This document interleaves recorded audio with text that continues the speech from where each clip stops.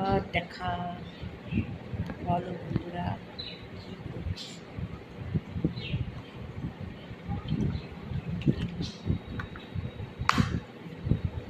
চা খেতে বসে পড়লাম।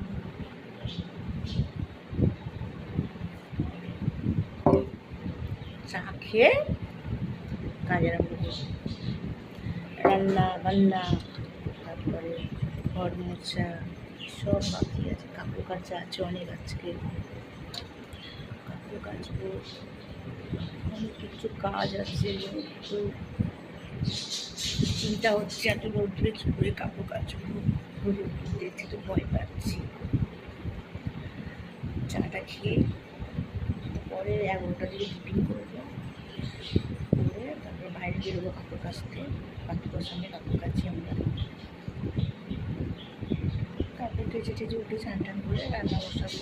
বাজারে যাবো, বাজারে নাও যেতে পারি, আমার বর দিয়ে যাবে। ঠিক আছে, চাটা খেয়ে ঘর কথা হবে। টাটা।